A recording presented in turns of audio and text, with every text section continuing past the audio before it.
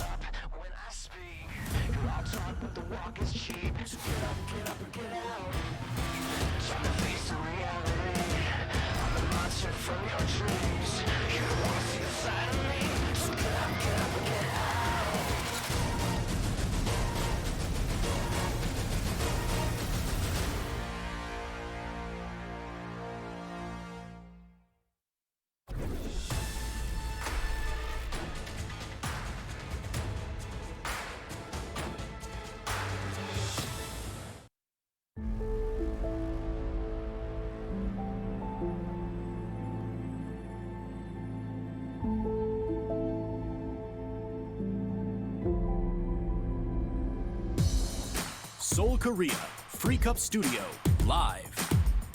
2019, GSL versus the world.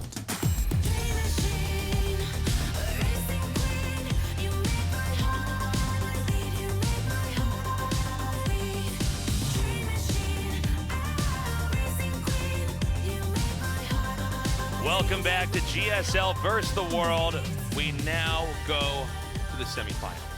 Yeah, after a very exciting day so far as well. Even that last match special really pushing Classic to his edge. I was worried. When those Marines were running to the other side of the map, I'm like, oh my goodness, if he doesn't see this now, this could be it, guys. 0 Koreans in the semifinals. But I'm definitely on the side of Maynard. Like, love Juanito, but it is good to have at least 1 Korean in the semis. Yeah, it was a close match, though. I mean, again, I think the big takeaway from this tournament so far is that it's not just that Serral can compete with Koreans. It's actually that all these players are holding their own. I mean, we've really balanced out the playing field. It took a long time.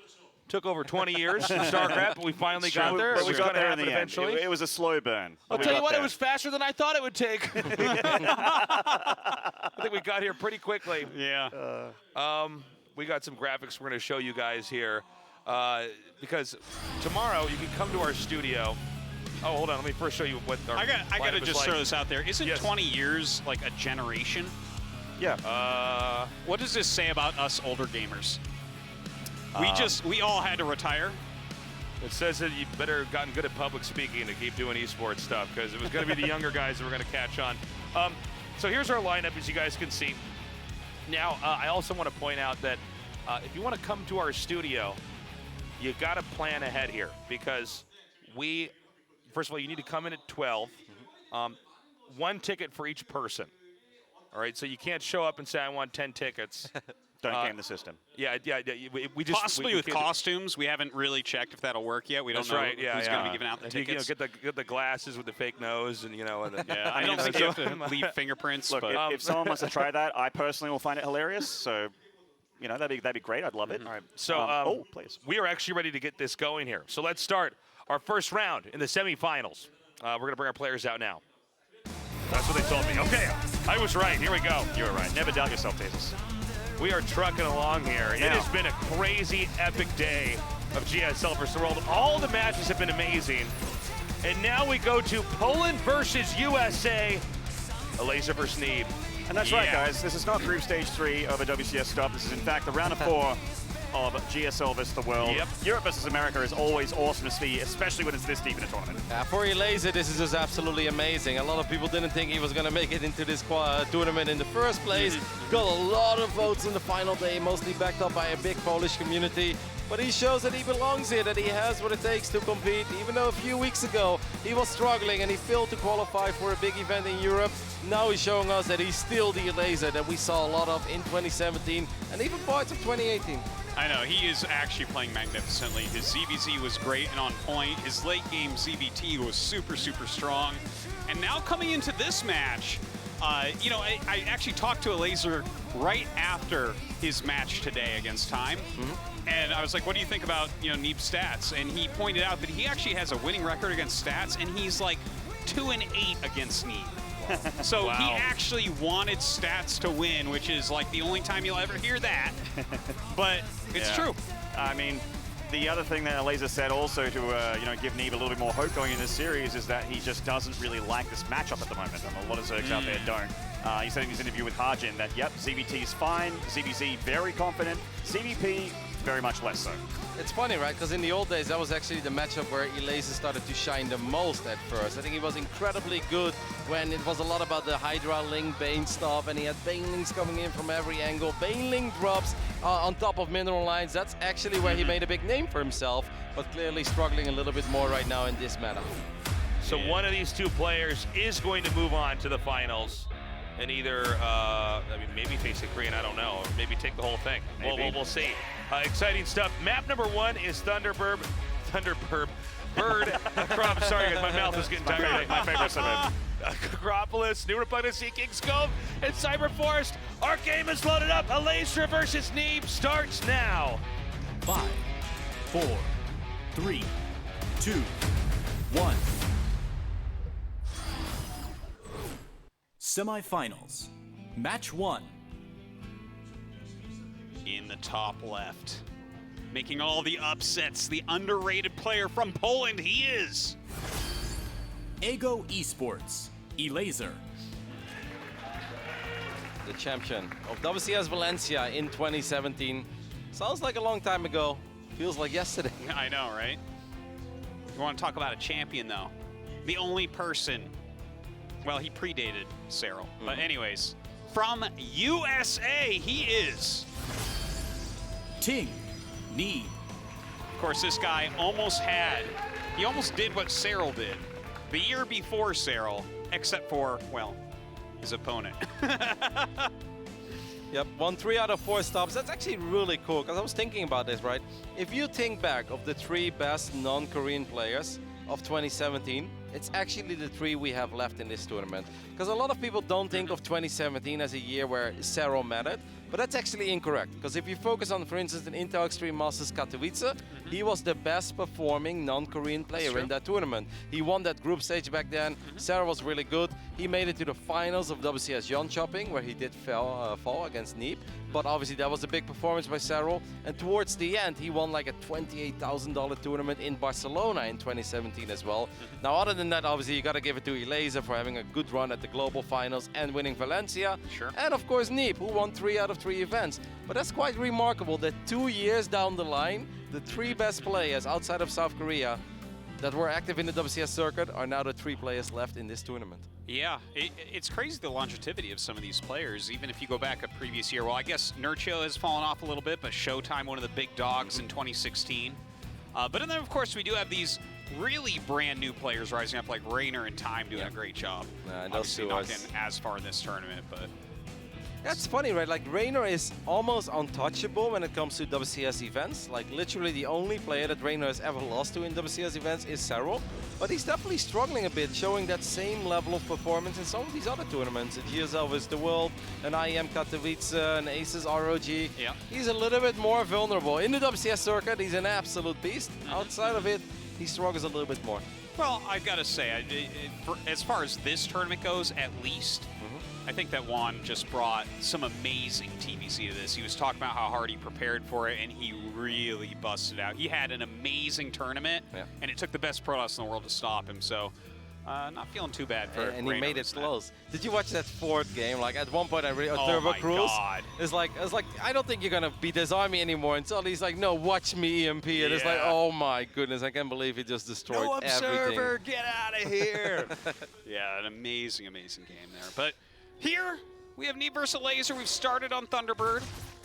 What are your thoughts here, Roddy? It's funny because in the previous series, Trap actually vetoed this map, and certain Protoss players don't like it that much anymore, which is really funny because old school logic is always like, how easy is it for Protoss to get 3 bases? Well, Yeah. it's never going to get easier than it is on this map, so that makes it good for Protoss, right? Well, yes, but also no, because now there are a lot of Zergs. It's like, yeah, late game is actually fine. Let's just split the map. Let's get a lot of Infestors out. So, I mean, I don't mind this map from either side. I think it's totally fine that we start on it. A little bit surprised that Elazer actually decided to veto Kairos Junction. Are you? Yeah. You only see Immortal pushes there, though, which kind of screams what Elazer doesn't want to play against, I feel like, right? I guess, I mean, that must be the reason. Otherwise, it doesn't really make a lot of sense. So clearly worried about something aggressive. Elazer went for a very quick lair, by the way, and he's firing up multiple Overlords. Is there a chance that we're going to see a cheeky Nidus? There definitely is that chance. I mean, the Ro.4 is timed out pretty perfectly here as well. No Spore. Bunch of Lings being made. Overseer. Yeah, that's got to be a Nidus play, but why is there no Spore Crawler here? Well, there's a Spore Crawler. I'm not sure what it's doing up there, but will come down and burrow. This is a lot of damage, though. Yeah, that's not the way you want to start. I really wonder why he's making all these links. Is it a Drop Lord play? Okay, but that Drop Lord gets shot down. That was bad by Elazer, because he basically did double economic damage to himself. He lost 8 drones, and then he made a lot of Zerglings.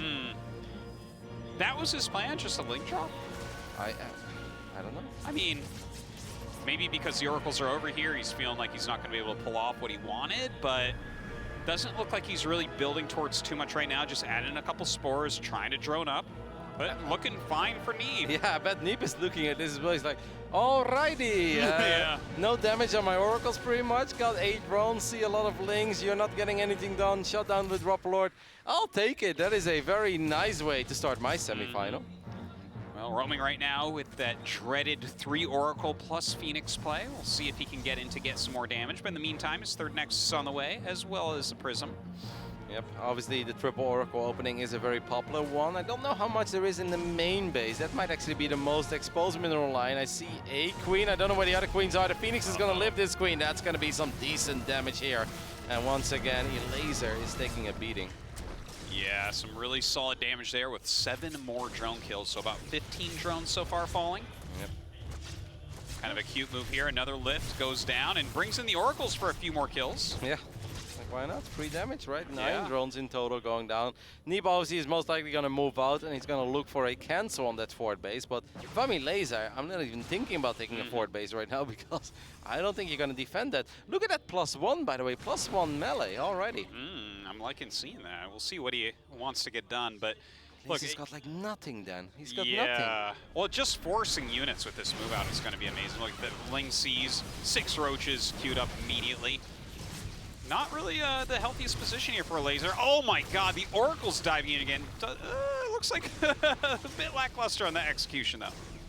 Yeah, but I mean, I bet that he was just shocked. He's like, alrighty, actually, like, you're not even trying to take a 4th base yet. Normally, this move out is supposed to get a cancel on the 4th base. We've seen Neeb do that against Serral a couple times. We saw Stats do that against Serral as well in multiple tournaments.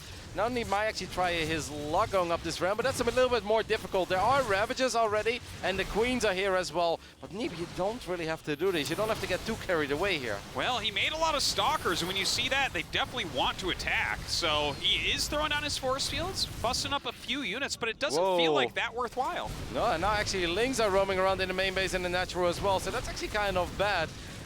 Oh, Neeb is not losing too many probes yet. Now we do see the first probes going down. 6, 7, 8. Oh, okay, that's a lot of probes suddenly going down. And this fight is really not going that well. The Immortal went down as well. Neeb just needs to retreat. I'm shocked to see how much he committed. Obviously, you make a good point. Like, yeah, he made a lot of Stalkers, and if you make this many Stalkers, in general, you want to get something done. But since when is a Protoss so eager to kill a 3-base Zerg? I know, right? I mean, if he's on 3 base and you're on 3 base, you're feeling pretty all right about that. You can just stay at the bottom of the ramp and go up to 4 bases yourself. I think that would have been a better play. And then it would have probably been easier to deal with these Lings as well. You know, the thing is, this is pretty trendy play from Neeb, though, too, right? When you think about it, you go with the 3 Oracle, you get your nice harassment done, they're re-droning, and then you make this kind of more Stalker-heavy army to pick off all the roaches. So, like, I get it, it's popular, it's pretty strong. Was it good to go up that ramp right now? I would lean towards no. Elazer has quite some money in the bank. I'm curious to see what he's going to do with it. Might actually go for like a massive Roach, Ravager, Link Bane attack. As we've got a very random stock drop over here as well, something we used to see. Don't see that often anymore. Well, you know, it's kind of funny, right? Like, he already went for the +1 melee, which points towards the Ling Bane Ravager type of approach. And really, I mean, the more that we're seeing these Stalkers being made, I like that army. Yep. You know, Stalkers do really poorly against just lots of stuff. The only thing is that if Neeb would do what Elazer did before, and that is stay on 3 bases a little bit longer, then it's going to be awkward if you're maxing out on that kind of stuff, right? But Elazer is not maxing out yet, even though he could clearly spend his money if he would like to. Well, we'll see that we have a little bit of lag there, but it seems to be all right. Players are not requesting a pause, so they will go on. I always love how long these Oracles stay alive. It's like, I know. they're red, they're red, they're red. They just always stay alive. No problem. Shields come back. Well, trying to get some use out of those 4 Stalkers there. Still quite a few Stalkers in this army, though, which is making me a little bit afraid compositionally for Neeb. You know, this army is not looking like something that, as we approach max supply, are going to do a... Wow, that's a lot of Phoenixes. Yeah, 7 Phoenix. He's getting +1 as well. Wow, I heard them talk about this yesterday, by the way. Somebody's like, yeah? Well, it was slightly different. It's like, yeah, he opened Archon drop and then he went double target Phoenix. I'm like, what? Is that good? They're like, no. I was like, did it work? They're like, yeah. I'm like, typical pro gamer stuff. Yeah, you know? Exactly. Things definitely don't have to be good to work. Something like this is so not predictable. And look at the amount of damage he's getting done here. Picking up multiple Queens, just knocking them out. And I mean, you're going to be able to get a lot of Overlords, maybe start picking up some Ravagers or drones as well. It's actually really cool. Even before +1 is done, he's doing a lot of damage already. Look at all these Overlords. I mean, Elazer is known to make a lot of Overlords, and he obviously was already maxed out on supply. He does have links. He's going to get a very easy cancel on that 5th base. But that's kind of funny, because Neeb was taking his 4th and his 5th at the same time. Also not stuff we see super often. The good thing about getting +1 air weapons already is that also if you do want to get some Tempest out, right, to deal with the Brutes, you already have it. Yeah, very, very nice on that. Look at this. He's even chasing down some of these Corruptors. Very nice. There is an Overlord with Banelings in it right now, and he just finished up +2, so we do have to watch out for that. Maybe a nice comeback potential for Elazer. Yeah, that's old school Elazer. That's when he shined in this matchup, I feel. Like, I'll never forget, he had some epic slugfest games back then with Showtime, where it was just Banes everywhere. It was such a fun style to watch. I know that Todd always talks about it. He's like, I don't know why not everybody does this every game. It's so good. It's like impossible to defend. Let's see. Is he right? Let's see. Not that one. but there is another Drop Lord, right? And I'm not sure if he knows about the other one as well. And this Drop Lord is going to go to the main base. These Banes will connect. That's 4 probes immediately. The 5th one goes down too. And the other one gets shut down. Neeb showing us that you can defend. Yes, I guess so. People have advanced that far. Yeah.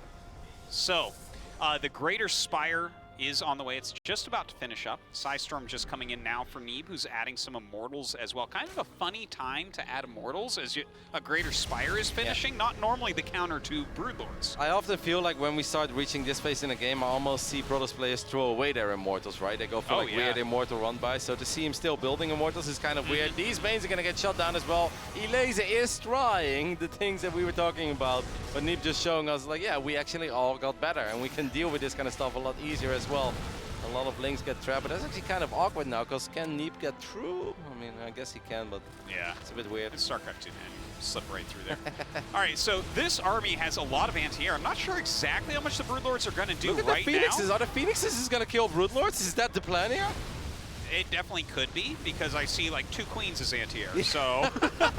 That's actually sick, right? Oh, those Banes, though. Oh, my God. The Archon destroying Neeb's army there, hitting the force fields. The Banelings connecting with just about everything. But this is really weird, because even though the supply looked bad for Neeb, I kind of still like his army, what's left. The Spore Troll is the only thing that's protecting these Broodlords, but look at these Phoenixes go with +1.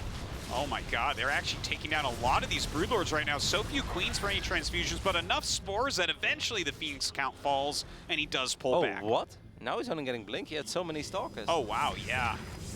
It's kind of weird. Well, I mean, actually maybe better never than late, but I was going to say better late than never. His Stalkers are dead, so...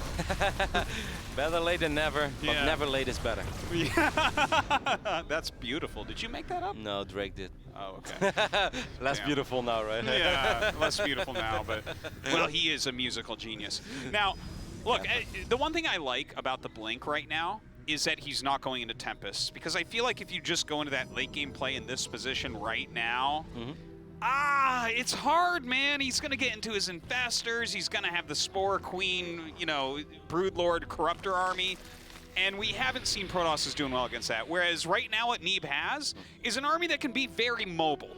So maybe there's a way that he can run around the map, hit the fringe bases, and whittle Elazer down. Yep, and Thunderbird is obviously a very big map, right? Like if you compare like where that base is at 9 o'clock compared to where the one could potentially be at 12, if you take away those minerals, and suddenly it can become a little bit harder for Zerg. I'm obviously with you, and I think Neeb is with you as well. These Lings are feisty, by the way. Jeez, they kill things so fast. Even these Oracles are going to have a hard time, I think, keeping this Nexus alive. A lot of Zealots are just going to run by, and let's see what Neeb's other plan is. He just wants to kind of get in there. I don't know if he can really fight Broodlords with his army, though, then.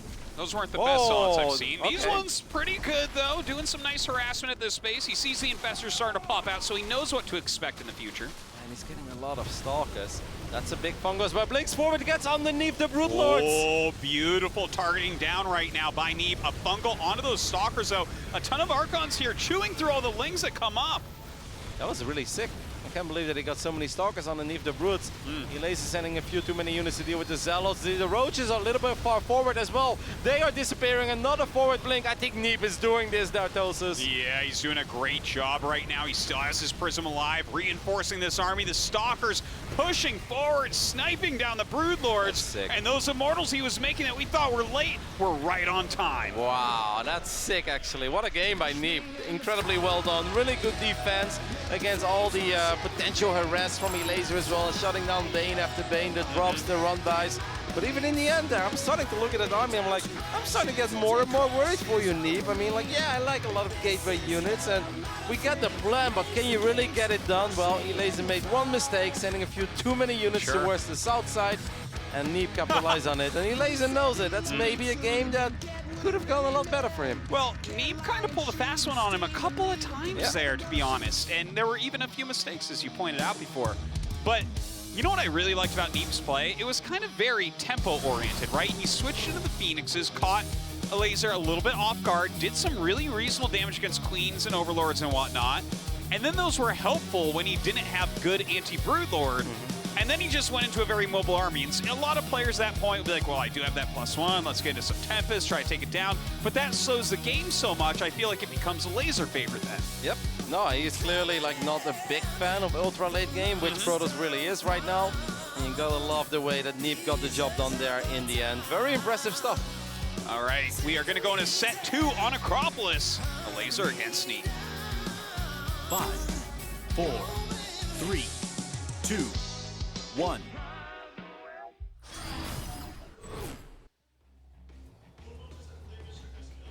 In the top left, our Polish Zerg player losing that first game. He is Ego Esports, Elazer.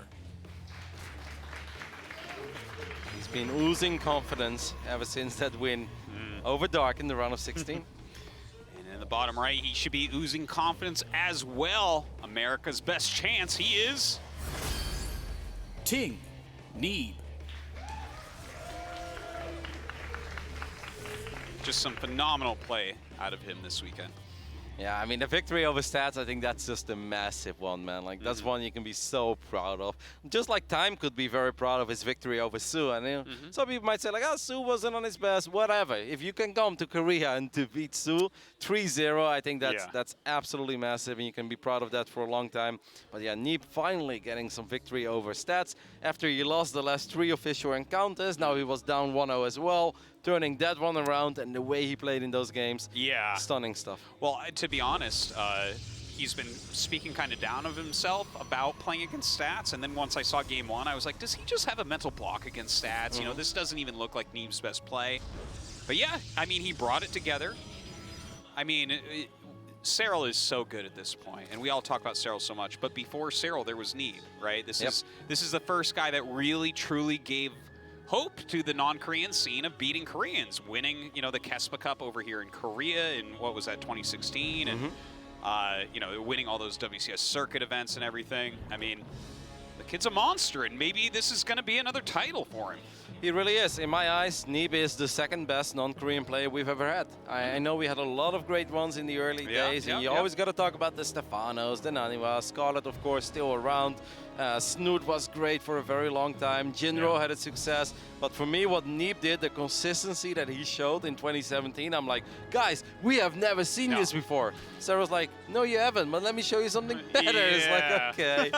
But yeah, I mean, look, Neeb's great, and I'm going to let you finish. But that's really how it went for me. I was so impressed by the things that Neeb did. At one point, he made it look easy to win these events, and people were like, well, it's just a double CS event. I'm like, no, like, there's so many good players from that NA region as well. You know, you always have the specials there. Then all the Europeans who were practicing hard, I was like, man, what Neeb is doing, it's unreal. Like, I don't think we'll see this kind of stuff before from just a single player in this circuit. And, well, I was wrong, but it was still really, really impressive. No, totally. I'm on board with you with that. I actually, like, was saying that Neeb was the GOAT foreigner at that point after the Kesma Cup and all those circuit wins. And, I mean, the circuit was tough as hell back then as well. Like, and the way he won those events, too, it wasn't like bumping and bruising or something. It's like, no, I think in the end he won like 21-3 in maps or something. It was just like all-day domination. So, here we are, game number 2. I mean, we've already kind of gone over how Neeb's play was really cool. He kind of caught Elazer off guard a little bit. What do you think that Elazer needs to switch up here if he wants to win on Acropolis? Yeah, it's a very different map, right? It's kind of hard to compare the two, because if you would make, let's say, the same amount of Zerglings as you did on Thunderbird, then there is a good chance that you can be a lot more effective with it on this map, because often that Nexus is going to be a lot more exposed. Maybe you can grab a couple of adepts. Like, I don't think that first game was that much to feel bad about for Elazer. Like, he had his good moments and he has bad moments. I just think it really went bad when he sent almost all of his roaches towards the south side, and then suddenly the brutes were exposed, and then he brought them back. But then first they were not there, and then I feel like he almost sent the roaches too far forward, right? Because it looked like we were looking at like 15 roaches fighting 6 immortals. Be like, like those are going to be gone real quick. This is a cool move out, by the way, by Neeb. It's kind of one of his old school builds. Yeah. He does not have resonating glaives here, but obviously the oracles are there to protect these adepts.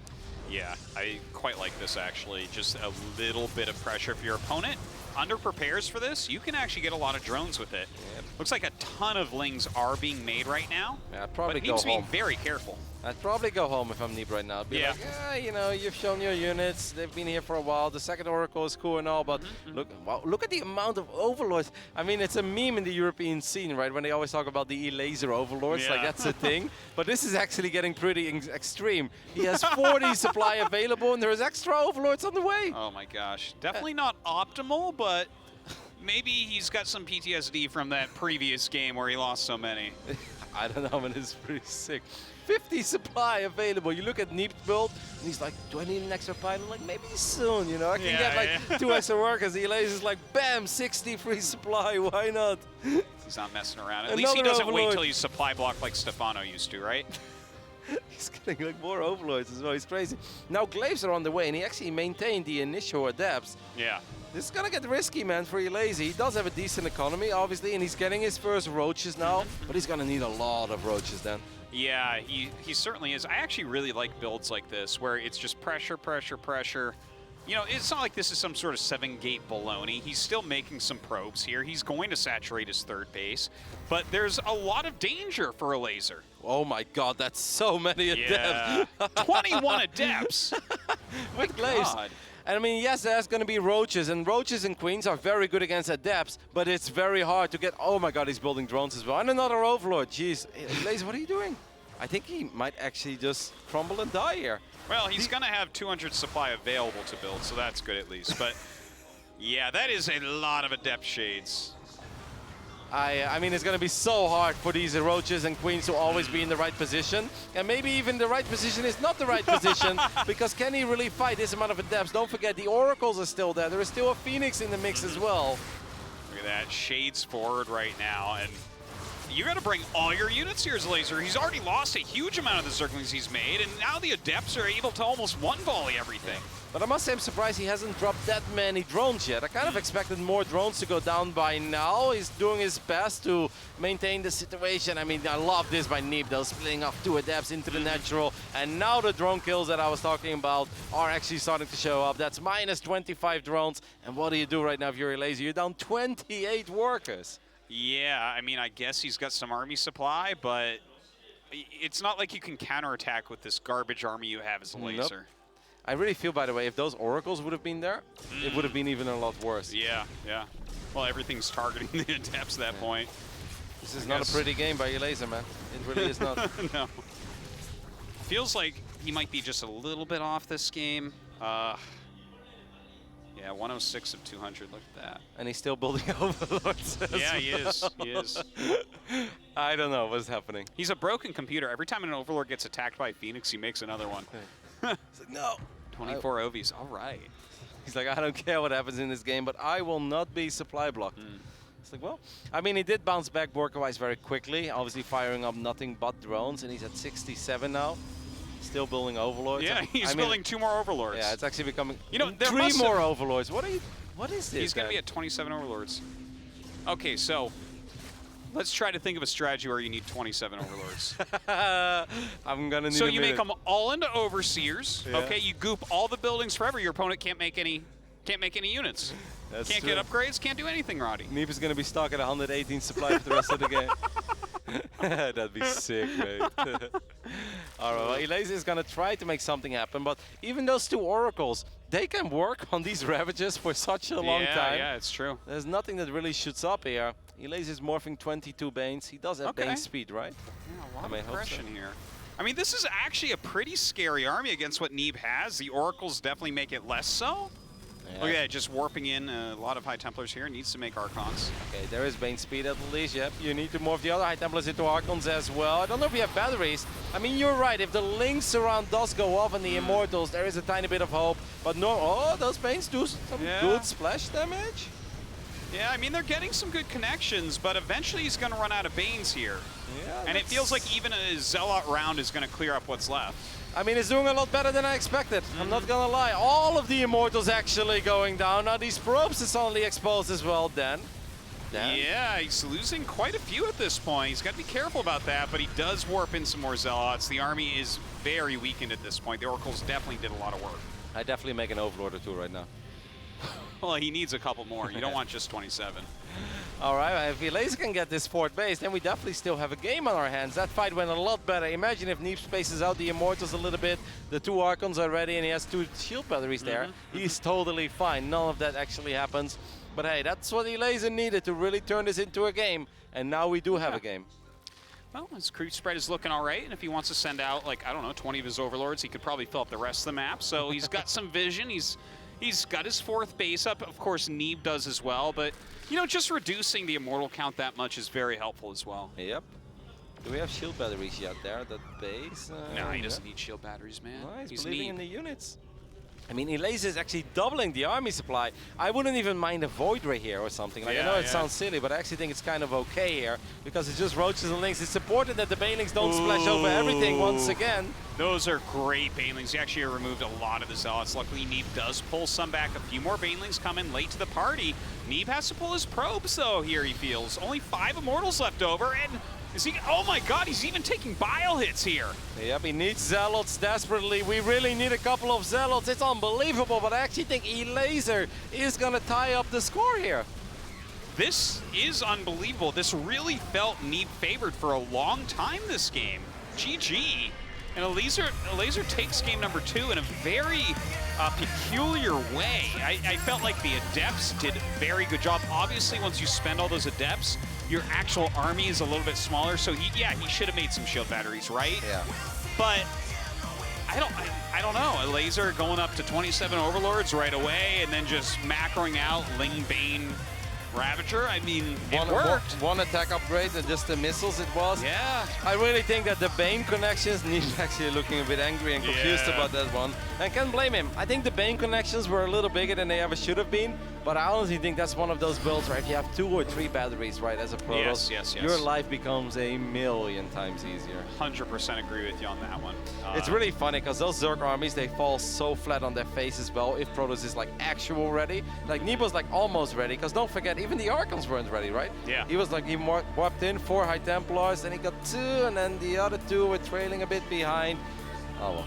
Well, that's enough of that. It's 1-1. Let's go into map number 3. 5, 4, 3, 2, 1.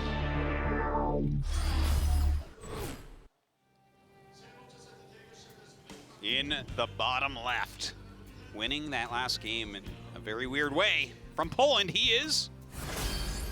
Ego Esports, Elazer.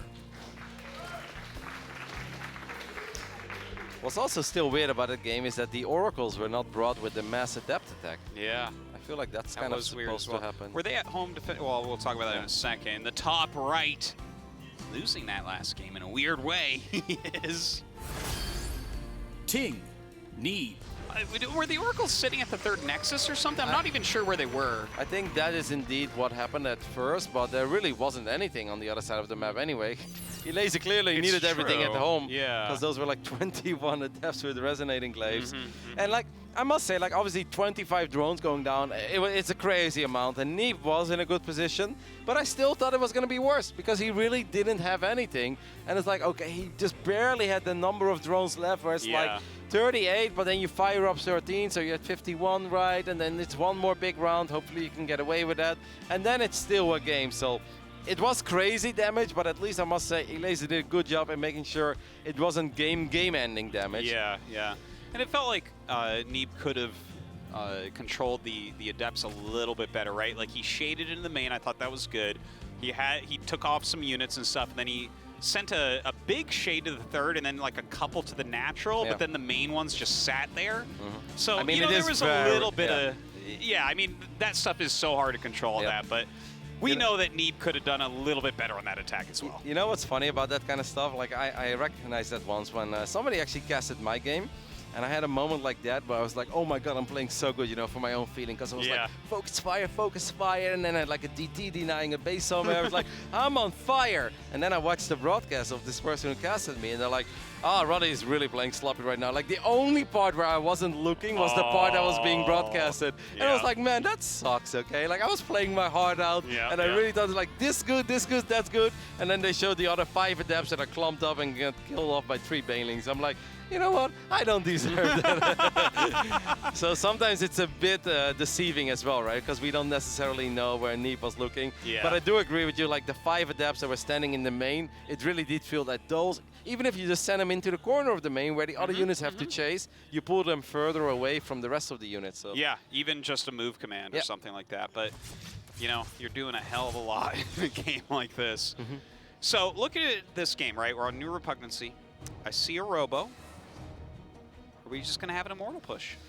It's a popular build for the map. Come down that ramp right there. Strong attack. Yep, and Elazer has been pretty vocal about some of these builds. He's not a very big fan of it. Well, especially considering you got rid of Kairos, like that just tells you what he doesn't want to play against. Yep. I think you have a good point there. Let's see if these adepts can get their first drone. No, they can't, but they did get 3 Zerglings. Yeah. And they get out of there. Good control there by Neeb, of course. This is the only Overlord, by the way, right? On the other side of the map. Yep. Nothing up near the main or anything like that, but, you know, when you see... Generally speaking, at least, when you see the Prism come out, you pretty much know what's going on. Well, the funny thing is there's an Observer after this. So it could just be one of these more macro-esque builds where you're actually clearing creep with your Prism. Yep.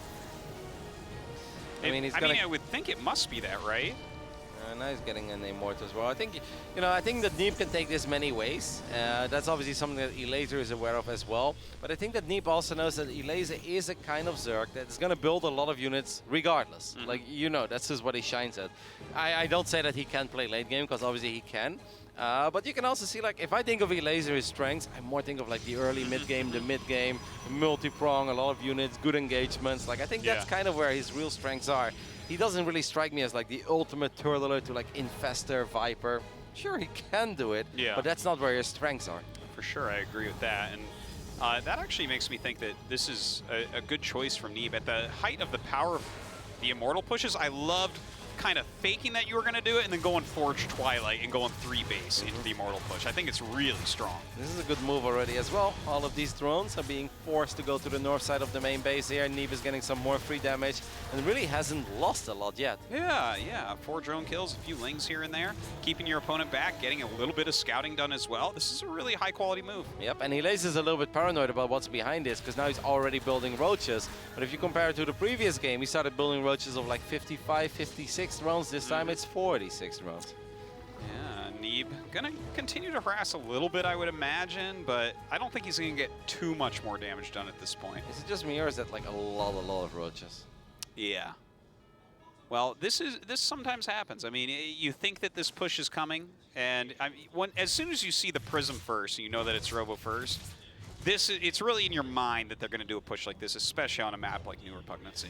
Yeah, well, Elazer's got a big army out, so I don't think he has much to worry about, but I feel like he built so many units that it's probably the amount of like, let's see if I can get something done on the other side of the map, even though we do see a few additional drones on the way. A few more Overlords, of course, as well. Elazer loves his Ovies, man. Well, he is going to have to move out. I don't think he's going to do damage, though. You know, you've got Immortals, you've got Sentries. I mean, you're pretty safe with this build as Neeb. It's a very solid way to play. You actually want them to make these units. Yep. No, I think that this is exactly going the way that Neeb wants it to go, and I think Elazer is hoping to catch a break somewhere, right? Get a lucky kill maybe on the Prism, then get a couple roaches maybe into the natural, just anything that makes you feel good about this game. Because right now I don't think Elazer is super happy with it. All that he's been doing is losing a couple of units here and there, made a lot of units, but hasn't really been able to get much out of it. Well, you know, right now the Baneling Nest coming up I gotta talk about for a second, because I really like this. To be honest, if he goes into a similar type of composition, especially if he can continue to push this creep out a bit. Obviously, we've seen a few Tomers killed here and there, but doesn't feel like any sustained effort on that.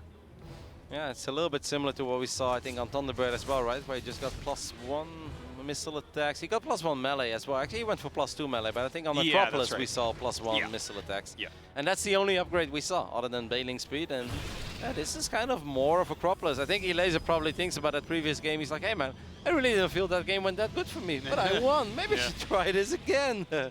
Now Elazer is actually still building a lot of units, but he also went up to 62 drones. That's quite a bit. Neeb, yes, he went 3 bases, but he's only at 45 workers. 1 Immortal is exposed here though, but Neeb's army is powerful. Yeah, a lot of roaches are on the other side of the map, so I think it's a fair trade for the time being at least. Did the Immortal go down? Yes, it did go down. It's forcing out a couple of defensive Zealot Warpins as well. This is a really good move by Elazer, sending those roaches there.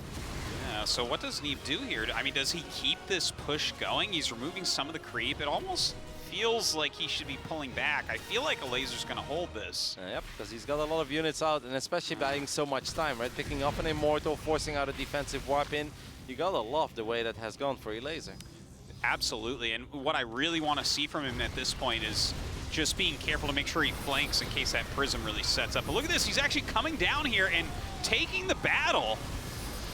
Well, he gets a couple of Banelings. He activates all of the barriers, so that's nice. But I do think it's smart by Elazer to go away there. He sees the amount of Zealots that have been wiped in. Don't forget, there are more Zealots on the right side. Those were the initial defending Zealots. So I think that was the right choice to back off at that point. I mean, this is a very even game because Elazer, yes, he's working with inferior units, but he is doing it with a better economy. And I think there's a lot of potential in his army as well. Okay, pushing forward right now. Ooh, those High Templars getting picked up. He's got to get back and make some Archons. Going to take the high ground here. Ooh, tries to hot pick up that one by dropping another out. Wow, but actually lost both. Yeah, he basically got an Archon kill there, right? Yeah. Wants to get up this ramp as well. I feel like the Immortals, once again, very clumped up. All of the barriers, I feel like, are activated. Where are the Zealots when you need them the most? They're on the other side of the map then. Yeah, he's in a lot of trouble as these Banelings roll in as well. The Zealots are going for a counterattack, so maybe they can get some damage done. In the meantime, 4 Immortals and 2 Archons holding down his third. Yeah, these Zealots are absolutely going to get some damage done, but Banelings coming in as well. These Ravages kind of left behind, though. Neeb chasing it down, even though he's down in supply. Neeb lost a lot of, I want to say a lot. He lost 9 workers, but he only had like 47 to begin with, so that really hurts. Yeah, he's taken a long time to actually set up that third base I don't because think he has tried to be wants so aggressive. Yeah, it's like he wants to be attacking her. You got to pick off a lot of units as well, so I think he I don't wants to blame win. him for going for it. Yep, I think he just wants to win the game, Dan. He's getting a few more Archons, and obviously he can chrono boost the gates and just warp in Zealot, spend the minerals, and that's gonna be it. And with a little bit of juggling in the Warp Prism, it should be doable. All right, let's see if he can actually break through. Some good biles coming down, zoning this army back, at least for a moment. And here we go, Neeb starting to push in. He's got to be so careful about this Prism. Losing that could mean the end. Absolutely, the Prism super MVP here. We saw that earlier in some of these other PVCs as well. Cannot afford to lose it. Is Elazer on 4 bases against a Neeb who's on 39. If Elazer defends, he's going to be in a magnificent position, but it's going to be very, very difficult. Ooh, those Zealots at the third base doing some serious work. A few Roaches come in and try to pull them out of that mineral line, while Neeb is microing here at the natural, picking off a lot of units, and GG is called. Neeb gonna take it. Very nice execution there. I got worried for him for a little bit. Me too. I especially think if Elazer would have stopped with the greed at one point, he's got a few more units out there, maybe doesn't lose those Ravages on the other side of the map. That could have been very, very dicey for the American, but in the end, I mean, what I do love about this though, is that, was it pretty? No, maybe not, but was it decisive? Hell yeah. Yeah. That was his plan, and he stuck to it. No matter what he saw, no matter what happened, he's like, I'm gonna make my way around this, and I'm gonna figure out a way to make my initial strategy work. All right, well, we're gonna go to a quick commercial break. When we come back, game number 4 between Elazer and Neeb.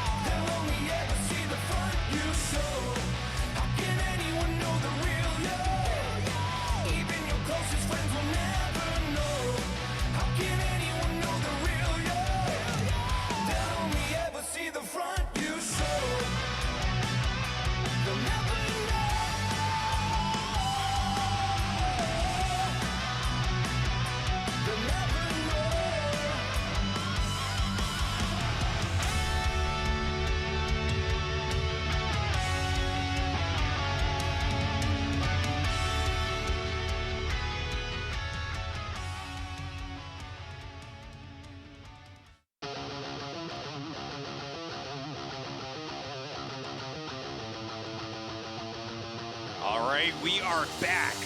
Neeb is on match point. Elazer must win the next 2 matches if he wants to hit a big finals for him. It is closing in on 10 p.m. here. It's been a long day of StarCraft. Hopefully you guys had fun. I hope you're still having fun. I mean, the games say have been out of control. Seriously? The storyline of this entire tournament is like something you almost made up. It's like, yeah, now play the actual tournament. Yeah. Tell me who really won then. Reality is stranger than fiction, truly, right? You would, if I told you this was the top 4, no. You wouldn't buy that book. Like the right side of the bracket, you know, Serral Classic, absolutely. Anyway, we're getting ready to hop into King's Cup. 5, 4, 3, 2, 1.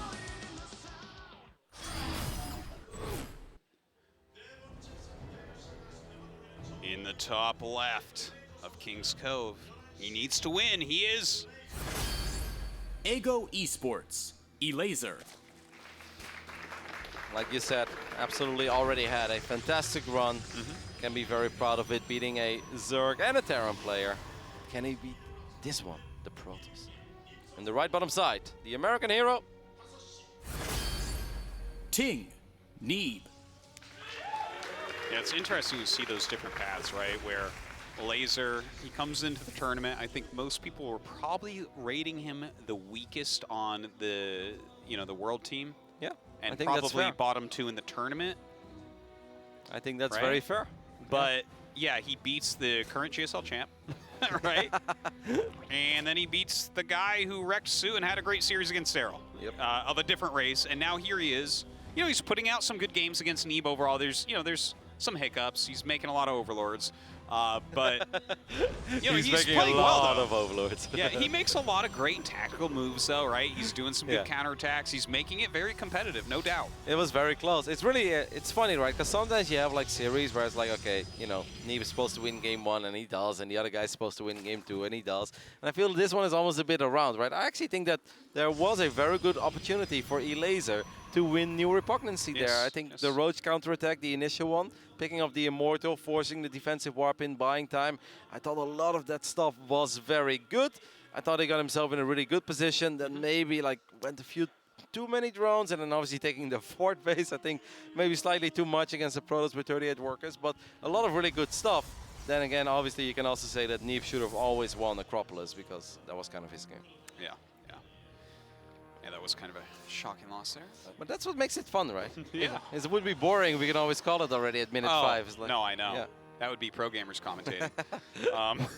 So funny. Like at WCS summer, I casted or I wasn't casting. I was hanging out with Scarlet, sort of. And Yeah. one more, and we were watching Raynor against Special. They're like, yeah, this game is over. And it was on King's Cove. I'm like, what do you mean? They're like, yeah, super over, he's super dead. I'm like, no. It's like it's gonna be like a 27-minute game. They're like, no, super over. And turned out to be like a 35-minute game with nukes both maxed out. Absolutely. Well, that's the thing. Like pro gamers always extrapolate. Like, oh, if they play perfect, this is what happens. Like, yes, that is true, but these games, they're highly contested. People make mistakes in StarCraft, and that's why StarCraft is such a good game. If people played perfect, this game would suck. It would be so boring. Especially because it's such a big moment as well, right, for Elazer. You could really see in the games that he had against Dark that he was nervous. You could see he was shaking. Sure. A couple times you can just see him trying to grab a Ling and accidentally grabbing a few too many Lings and stuff. Oh, yeah, I saw, like, Banelings detonating that weren't near anything Yeah, and yeah. stuff. Yeah, it was totally happening. Yep, but that's normal as well. I mean, it's a big series. There's a lot of money on the line here. It's a big journey all the way from Poland to South Korea. Yeah, you want to show your best. And that's not always possible. And often, in general, I think the longer the game goes, that's why I think it was so nice for Elazer to have a super long game 1 against time. Because I think then you kind of go through all the motions, right? That's true, yeah. And you can shake it off a little bit. If you die instantly to, like, a rush, it's rush. you aren't even warmed up and you feel bad. You don't want that. No, that's super rough. Now, King's Cove, of course, is the map of the Oracle. We saw Stats do terrible things against Zerg players on this map. Zest as well. Trap even being very good with them too. Yeah, and I think we'll see more of the same. Oh, double Stargate.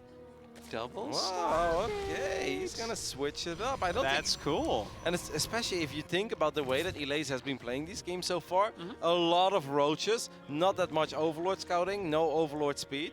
If he just by default makes these 12, 15 roaches of like 50 drones, the second target is going to be very good here for Neeb.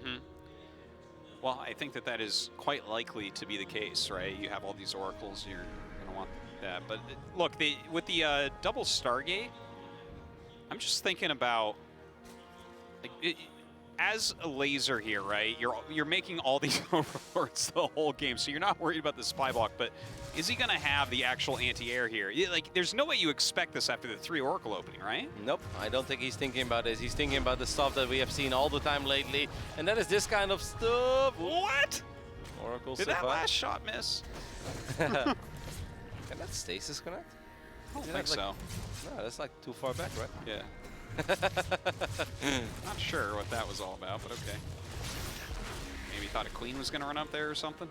All right, so we do have that Ro.4, and Elazer's at 55 drones. He's going already into 59. He's clearly not very worried about anything else. Now, Neeb is going up to 3 bases pretty quickly, considering the fact that this is a double Stargate build. A little bit off on that execution for a moment, but gets 3 more. Not going to lose any units, so absolutely worthwhile. The Phoenix production has begun. I love that that third Nexus is already up for Neeb as well. Yeah. I'd love to see, I don't know how many Phoenixes he's going to make, but I feel like whenever you go double Stargate, I'd really like to see a +1 air weapons. Like, it's 100-100, but it makes it so much more worth it, especially because sometimes when people figure it out, it's like, hey, wait a minute, you've got way too many Phoenixes. There is a second Stargate. They'll start building a lot of Roaches, and if you have +1 on the Phoenixes, it's actually a lot easier to kill Roaches. Roaches are quite tanky, but with +1, they go down pretty quick. But without, it takes a long, long time. It's actually a really good point. I know that we all tease you a lot about how much you love Phoenixes and +1 for Phoenixes, but when you make this many, absolutely. Like, it's not like we're going to see Neeb go below 100 in his bank at any point. Yep. That's the first 2 Overlords going down, but we know that ain't a problem. No, Elazer doesn't care. You gotta get He at can least still 7. max out. It's not an issue. But this is already some really good damage though. The queens were not in a very good position, so that's 1 queen going down. The second queen taking a lot of damage as well. That one goes down. The other one is out of position too. Oh man, this is already working out in a very, very big way for Neeb. Yeah, now he's going to get even more drones. These Phoenixes worth their weight in gold right now. These Overlords are all over the place as well, right? That's like one more thing. At least he hasn't come close to a supply block. In the meantime, of course, we see mass immortals being produced. And this is rough, by the way. If now with this many Phoenixes around, you're like, whoa, I should get a Hydra then, I guess. Like, that's crazy. Like, if you would tell me, normally it's like, I get 5 Phoenixes, and I feel like the first Hydras are already on their way. Like, it's gonna take a very long time here. Elazer is taking a lot of damage. I'd love to see the unit's last resource step here. Hopefully we get to see that eventually, because I guarantee you that's not gonna look pretty. No. A lot of minerals going down on the side of Elazer. My God, the amount of damage that's stacking on these Phoenixes right now. Just see what Neeb is doing at home. Just, it's beautiful, right? His economy is well put together with 62 workers. He's getting his upgrades. He's continuing his tech tree. He's got a reasonable army already. He actually had super fast double Robo as well. You know, I'd love to see a Robo Bay here. I know, maybe not super common. I think a lot of people prefer to just go Archon Immortal. But I actually think if you're going to force out these Hydras, and with how late they are, getting a Robo Bay and getting like a Colossus or 2 or 3, I actually think that would be super powerful. You definitely can have some very nice timings with that. But Baneling speed is already on the way. You know, I saw a game like that in Asus ROG. It was Hellraiser against Serral. Yeah, Hellraiser did it. And then also in Challenger with Gungbu Panda. Like, I mean, some of these strats are actually coming up and looking pretty strong. But look at this, diving in. My God, taking out quite a few Hydras there. Neeb is going to go for the traditional route of Immortals, Archons, and Storm, and obviously we can't really blame him for it. Now, Elazer, even though he really did lose a lot of drones, he lost queens, he lost overlords, he did always have a very good economy himself, so he's still going to try to rush into that Spire. Well, into that Hybrid, and with the Spire on the way, and that can obviously be eventually a greater Spire. But I have the feeling we're going to see a pre-Broodlord timing by Neeb. Yeah, I definitely think he's going to be looking to hit that. Of course, with Baneling's speed coming up, maybe it's defendable. I like Neeb's style here, though, right? Even when the Broodlords come out, it's not the scariest thing right away because he's going to have a lot of High Templars and Storm, and he still has a decent chunk of Phoenixes. I'd love to see him grab Blink again, though, to be honest. Yeah, that was a little bit late, right, on the Thunderbird. It's almost like he forgot it, especially considering the fact that he had a lot of Stalkers to begin with. This time we don't have that yet, but I think he's quite convinced that he can hit the timing before Broodlords are ever out. Now, even if you can fight before Brutes, that sounds great, but you always got to be careful on creep, especially against Banelings with speed. Yeah, that's what can be really scary here. If you just happen to come in from the right angle and get those High Templars, then suddenly the game can go immediately to Elazer. Yep, especially with +2 on the way already for Elazer as well, right? So the Greater Spire has been started, so you could say that the clock is ticking. A few more Overlords are going to go down, but that ain't an issue. Neeb sitting here on 4 base. Elazer is taking his 5th, so that's kind of nice. I love that he just keeps hitting Overlords. Maybe he's like, he's probably supply blocking for a minute. I love Not how, even close. I love how he just killed 2, and I was like, is he gonna plop? No, actually, no plummet at all. This Just doesn't still. do anything. That's a great. That's good for a laser. All right, so this is that moment when Neeb has to be careful, because Neeb has been in a couple of very good spots over the last few months against good Zerg players, and then he just went a little too deep on creep. Those Banelings connecting with the High Templars, like you said as well, and everything could be all over. I really like the second Prism, by the way, Dan. Yeah, I really quite like that.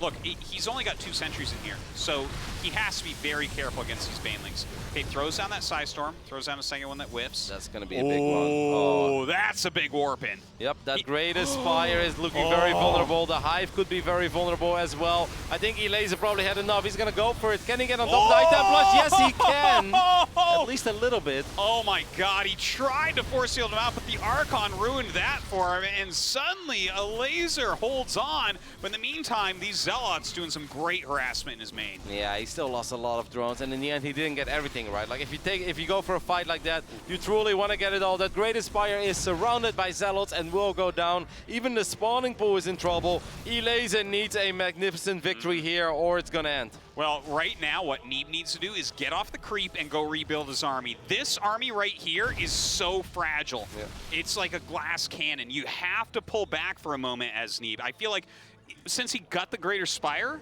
it's so long until Broodlords. Just go home, get some more Immortals, Archons, and High Templar, and then move out again. You got it. Yep. Look at the difference, by the way. What was that? Like 9k resources against 5, I believe. It's big, it's big. It's been a very effective and clean game by Neeb. He's going to get a few more units. He's just going to try his luck one more time.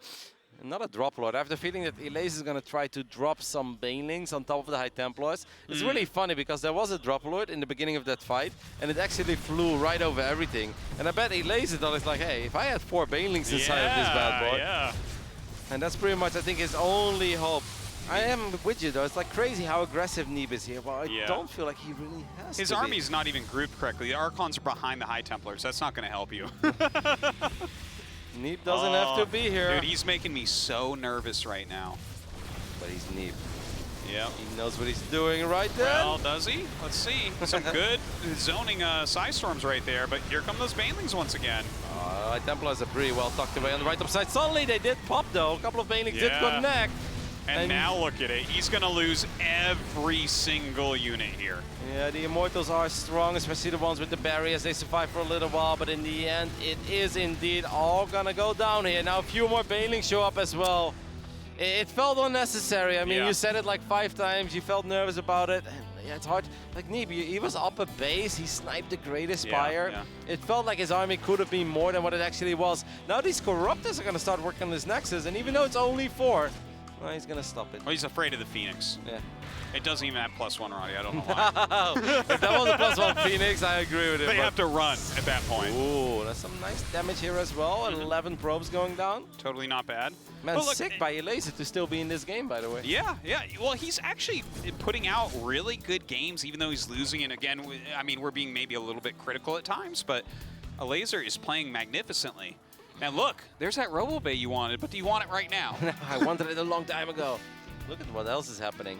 198. Oh my God. Yeah. Neeb has started breaking. He needs to get back into his Phoenix production. 155 out of 198. No longer enough Overlords. No. He's going to get the supply block warning, be like, damn, and start 10 Overlords. You watch. All right, a couple Banelings will connect. The Dark Shrines, well, yeah, I like this. This could actually work, especially because there's only like a single Phoenix left. You know, Blink is done. A lot of Stalkers have been added. +3 is about to finish up as well. I mean, upgrade advantage is big, I feel. Oh. Yeah, nice Baneling drop right here. This one is nice too. It's always so satisfying to drop between the gas because you know you get it on both sides you get anyway. 4 probes that first drop, no matter what. Yeah, it's sweet. So what's it going to be with the Robo-Bay? Thermal Lens, Colossus? Is that his way to deal with the Broodlings on the ground? Gosh.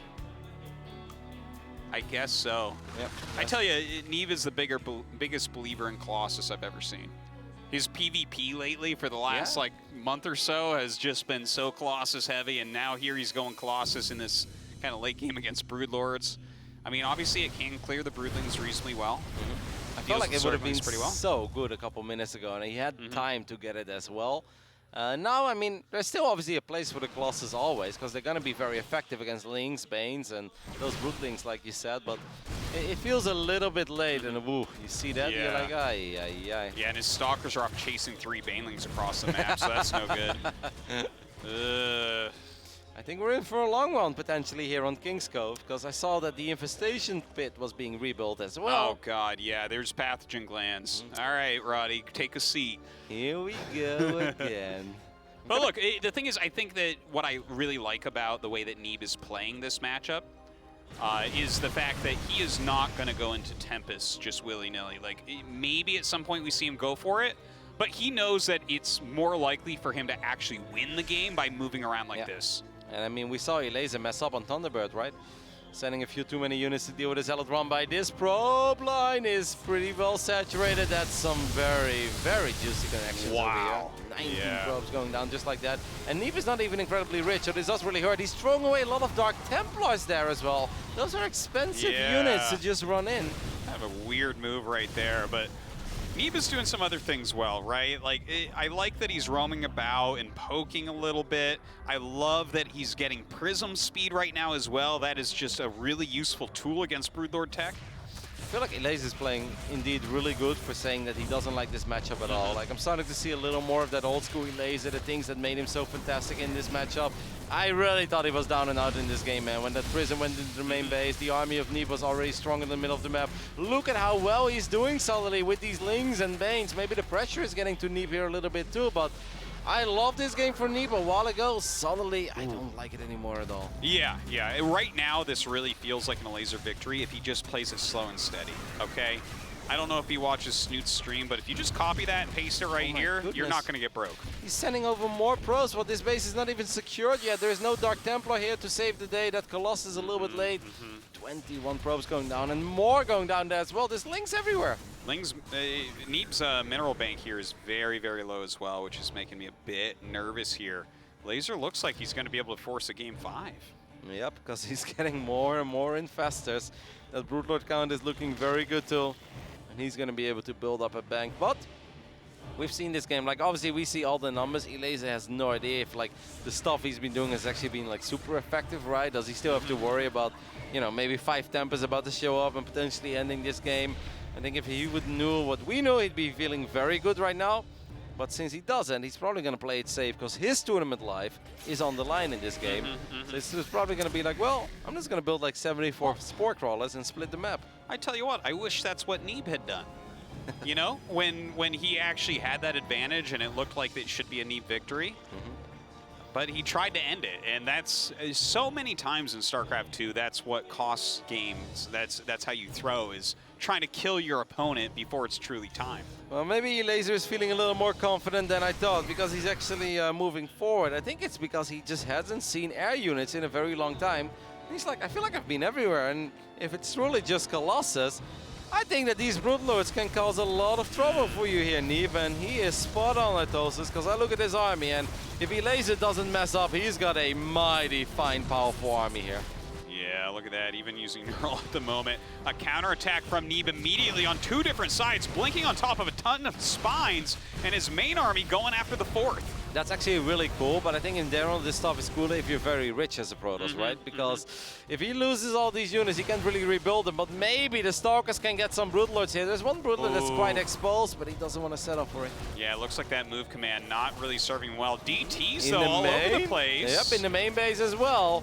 And that obviously means that you're going to have to worry about your Where's the Greater account. Spire right now, do you know? Because he's killing the Hive. I think he rebuilt that probably in the natural. Probably, yeah. Maybe if you get the Greater Spire here as well, you can somehow force it. Whoa, that's so big. Oh my goodness, that's been going on for so long. He got so many infestors. Oh my God. Only 2 infestors remaining? Are you kidding me? Those DTs must right now find the infestation pit. Well, he could have gone for the Evo Chambers there as well. That would have been somewhat juicy. Yeah, I mean, Evo Chambers are nice, but I think he wants to make ground units, to be honest. It's the infestors and broods that are so scary. Well, I mean, if you look at the bank of Elazer all of a sudden. 5 minerals? 5. It's not a big bank. No. Oh my goodness, he's losing more and more drones as well. Neeb with his counterattack has completely turned this game upside down once again. It does fire up 11 infestors, by the way. Look at the units lost tab! Oh my God! I don't know what we're 2 looking full at. rows. Everything. basically, Yeah. It just shows every building in every unit. Like, is this the tech tree? What are we looking at here? Why are the numbers so big? And these overseers matter, by the way, because there's still Dark Templars that did quite a bit of damage. And there's no layer. Mm-hmm. So you get all those DTs. Yep. Now look at this, adding in a few Tempests. And these brutes are very, very far away from home. And that's what Neeb realizes as well. So he's going to try to fight. He can easily fight his army of Hydras, even though there is an Infestor or two on the high ground. I think that really scared Neeb, by the way. He's like, whoa! Now the rest is coming quite close as well. Back out of here, man. Yep. Oh, he's going for those. Neuro from the high ground. Or Fungo from the high ground. Or both. All right, going to try to pick off a few of these units. It's actually not really working out yet. I must say that these few Stalkers made this very complicated for Elazer, and I think that Neeb did that very well in the end, but he's still kind of cornered, and he's going to lose a couple units. I tell you, +3 Blink Stalkers. This is the new meta. Well, Neeb needs Tempest too. Who needs Tempest? Bam. Well, eventually you need them, but like the Stalkers are pretty cool for a while. Okay, double Oracle on the way. Looks like he wants to get some tagging done here. Keep tabs on exactly where that army's at. Look at the economy though, then 54 probes against only 13 drones. Neeb did such a damn good job. It's so funny because I was like, I think Elazer can attack. Neeb was like, yeah, please do that, Elazer, because that's the one way that I'm gonna win this game real quick. I have no idea how Neeb killed that much that quickly, but he did an amazing job with it. Yeah, truly did.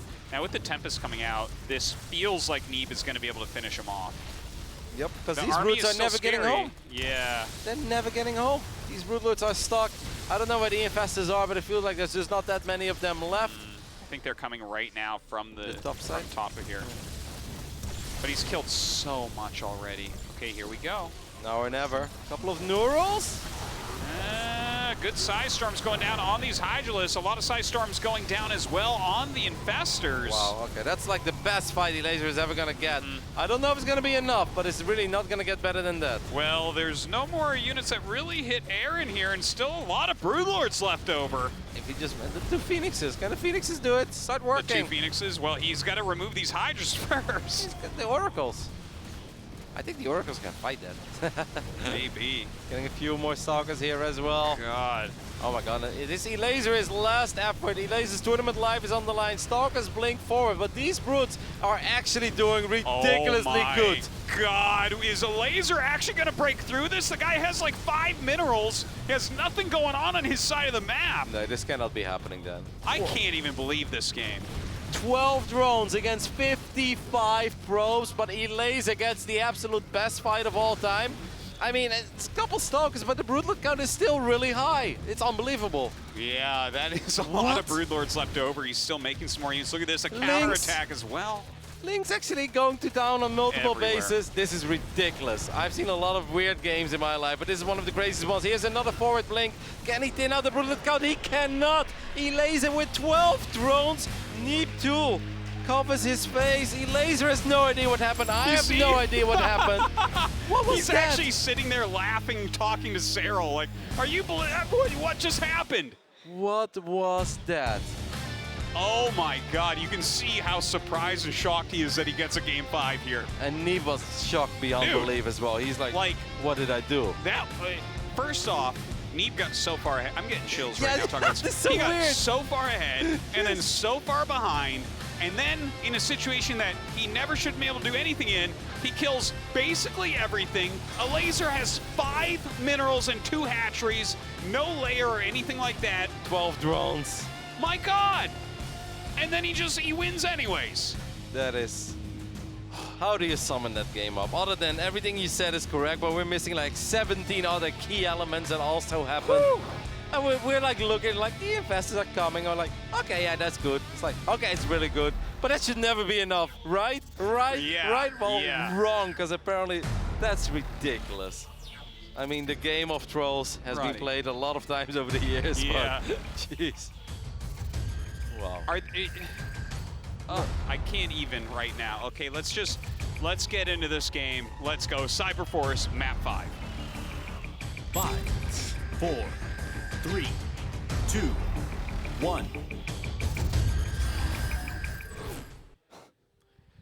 In the bottom right, with an amazing game on King's Cove, he is Ego Esports, Elazer. I love that face. That was a great moment to take a screenshot, and I'm sure that some of you nerds did. In the left top side, the American hero. Ting, Neeb.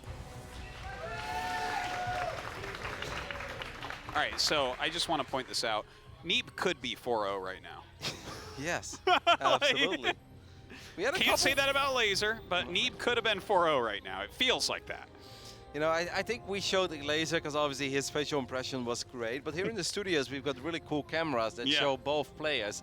And Neeb truly had like a look of absolute shock on his face, and he covered half of it with his hand. It was just, like basically like when you create a monster and it's just like, what did I do? Like, it's like it's beyond belief. He's just like, no, this cannot actually be true. What a game, then. That's like one of the most ridiculous games that I've ever seen.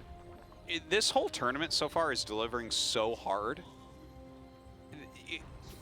I feel like it's definitely the best tournament this year so far. But I don't know how far back we can go, but this tournament, I'm like, I can't even think of other things that have been this exciting, this crazy, this back and forth, this many upsets. So much to talk about, right? Like even the games, like even the 3-0, some of them left so much to talk about. Like the way that Time played against Su, like that's a 3-0. You're like, was it lame? No, actually it wasn't. No? It was really good. Some very close, good games in there. I mean, Elazer against Dark, like I said, like while I was casting this game, so I was like, I really feel that Elazer should have won like every game. And then I see Twitter and people are like, yeah, he won 5-0 in the best of 5 and stuff like that. And then we've got this one where Neeb should indeed probably be up 4-0 right now. And he should have been having an interview with Hajin's son where he talks about like how he's afraid of Serral in the final and stuff. And like, no, game 5 against Elazer, mate. Oh, if Elazer makes the final, then after these games, how crazy would that be? That'd actually be one of the sickest runs I can ever think of. Imagine if he takes that down. Yeah, Elazer, get GSL out of here, then. Hey! Get out of here. Get out of here. Hey! Neeb is a very good Protoss. If Classic gets there, I mean, there's possibilities. ZVZ against Serral. You don't. I'm sick of people telling me Elazer isn't the best player in the world. I'm sick of hearing it. I don't want to hear it anymore. Oh my goodness! You went from Impact to Lena to Elazer. It's like, oh. Well, I had about a whole year of calling Elazer winning a WCS, and then Serral's just like, nah, get out of here, Artosis. But as soon as I shut up, here he is, crushing face. It's always the way, isn't it? Yeah, it's brutal, right? I've been a little bit quiet on Rogue. You watch. He's going to win a GSL real soon. Man, I have such a hard time talking about Game 5 right now because in no universe, in no timeline, are we supposed to be talking about a Game 5 right now. I know. I cannot believe what we just saw. Like, I truly cannot believe it. Well, how crazy could this game be? Cyber Forest, definitely different. A little bit harder to secure those bases. What we can talk about is like the mental aspect, right? Like how tough must this be for Neeb right now? It's just like, why am I playing this game? Like, why are we doing a Game 5 right now? For Elazer, it's really like, like he was out. He was ready to make his tweet about how he's pretty proud of his tournament performance. He's probably thinking about what he's gonna write on Twitter and be like, well, I'm still proud of myself. He's gonna go take the thermal template and be like, I'm not really good right now, but I'm happy with how I place. Yeah, it was something along those lines, you know. Now suddenly he's here. So for Elazer, this feels beyond amazing. And for Neeb, this must feel so freaking difficult. Like, I'd be so defeated. Like, I mean, I know, right? I've been weak anyway in like tournaments with this kind of stuff. Like, you know, I don't have the best mindset as a competitor. I realized that a long time ago. But I would have such a hard time charging myself up for this. Well, as Elazer, you're actually like free rolling here. Oh, absolutely. You know? No, it feels great. That's it's why like first off, you got to this tournament. Yep. Second off, you beat the GSL champ. Third off, you beat the guy that beat Su. And here you are in a Game 5 when you're down 0-4. So that's like, as far as I'm concerned, he should be confident. You're on top. Yeah, no, absolutely. That's what I'm saying. He's feeling like he's on top of the world right now. Yeah, and rightfully so. He just got another shot. Anyway, we'll see if these Oracles can get something done. So far, Neeb is still showing us that he has a better mindset than me. He's getting 5 drones, but he does lose the Phoenix. Yeah. Some good micro on the Oracles overall, but maybe staying just a tad long. Some more gates. Oh, a lot of gates being added. Oh, he's going ham here. Yep, he's making this look a little bit like it's Acropolis, right? And then suddenly he's like, you should build roaches against all of these adepts because more adepts are coming. And then Elazer's going to be like, okay, here I am with all my roaches. And Neeb is like, what's up? It's immortal time. Hey, did you know I'm getting glaives behind this? Meanwhile, 5 gates and sentries on the way. That's actually really cool, though, that Neeb is even thinking about this Oh, stuff yeah, right yeah. now. But this time he does have 3 oracles. Don't lose the oracles, though, Neeb. That's very important. He recalls Okay. these adepts out. Good And recall, even. And I love that, because it makes it even more seem like, hey, I'm doing the resonating glaives build. Well, I'm sure that after this Immortal's done, That's a lot of drones, then. He just went over 60. That's too many. Isn't that too many? well, He's got to stop. Okay. this is going to be a 63? scary push. Look how many, yeah. Okay, 3rd Nexus coming up. Yeah, oh, but it's gosh. super fake. He's selling this, man. Yeah. He is selling this. I mean, we see everything, and I'm almost starting to believe he wants to play a macro game. Oh, yeah. Trust me, he does. Oh my god, he's building 8 observer? more. 69 drones? In no universe can he hold now, right? I mean, we've seen it all this tournament, so I'm not even going to say it. Like, are you kidding me? I just told you, Elazer's going to do whatever he wants and wins here. 69 drones, a 4th base, by the way, as well. This is so good, by the way. Killing a few more drones might actually trigger Elazer to make even more drones. Well, he's making some roaches. Okay, it looks like he's just producing right now. It's about time. He I must actually say- forces out some transfuses and stuff. Okay, I'm fine with all this. Failing as well. Here comes this army move out. Right now, Neeb is up in army supply.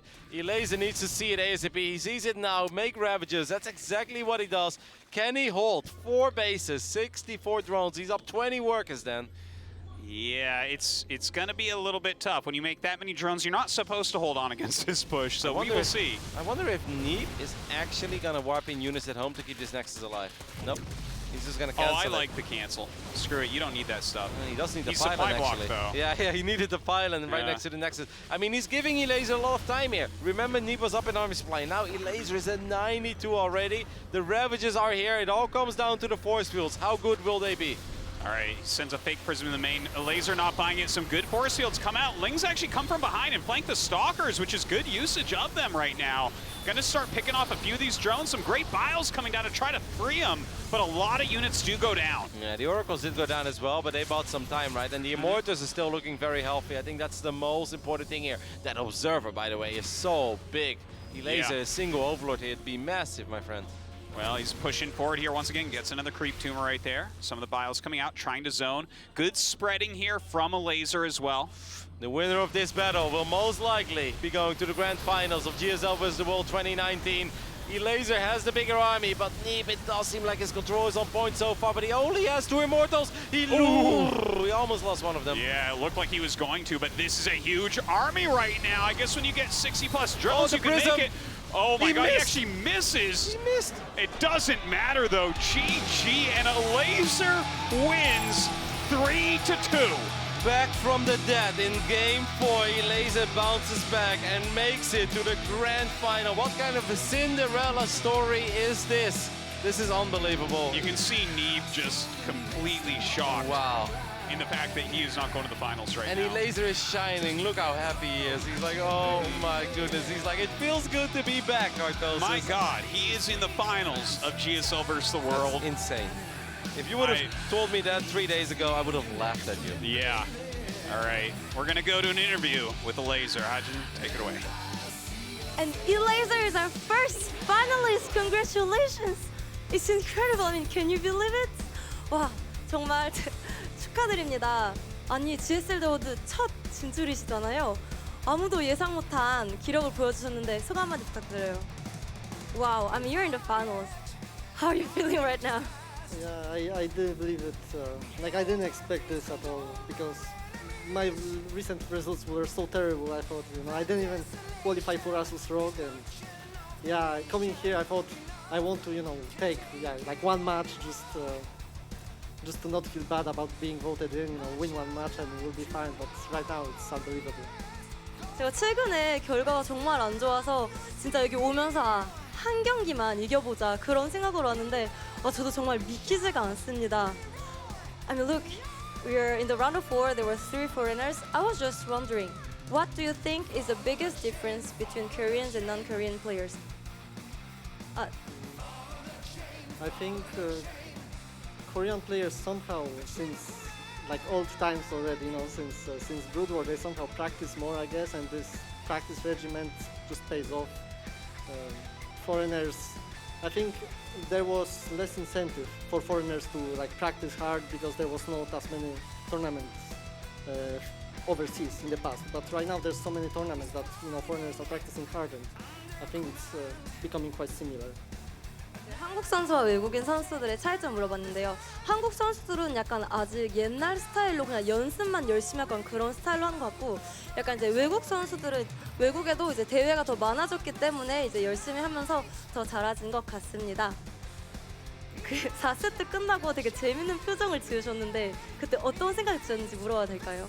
After that game 4, you made a really funny face. What was going through your head at the moment? I mean, because I knew like I'm totally winning the game, and I thought I can just kill him. But at the same time, at the back of my mind, I knew that there might be a counter attack and I will die to it. But I just didn't care about it for some reason. I went for it, and yeah, the counter attack came, and I almost lost the game. So after the game, I looked at Serral, and Serral is like laughing at me, and I'm like, yeah, like what the hell was I doing? But I was so happy to win. 4세트 때 제가 그냥 딱 공격을 가면은 이길 줄 알았어요. 근데 사실 상대도 다시 들어올 수 있겠다라고 생각을 했는데 그래도 그냥 갔거든요. 근데 진짜로 닙이 돌아오더라고요. 그래도 어떻게 이겼는데 딱 옆을 보니까 세랄이 저보고 웃고 있더라고요. 그래서 그런 표정을 지었습니다. 이제 다음 결승전에서 김도우 선수 아니면 세라 선수를 만날 텐데 누가 올라올 것 같나요? So in the next match is the finals. Either Classic or Serral. Who do you think is gonna take it? I think it's very close actually, but I believe in Serral because he just always wins. So, yeah. Do you want to say anything to Serral? No? 정말 막상막하의 경기가 예상이 되는데 그래도 세랄이 이것 같습니다. 그리고 세랄에게 한마디는 아직 좀 부담스러운 것 같네요. Congratulations again and best of luck tomorrow in the finals. Elazer is our first finalist. And we have one series left, so don't go anywhere. 아직 오늘 마지막 경기가 남았습니다. 저희는 잠시 후 돌아오겠습니다.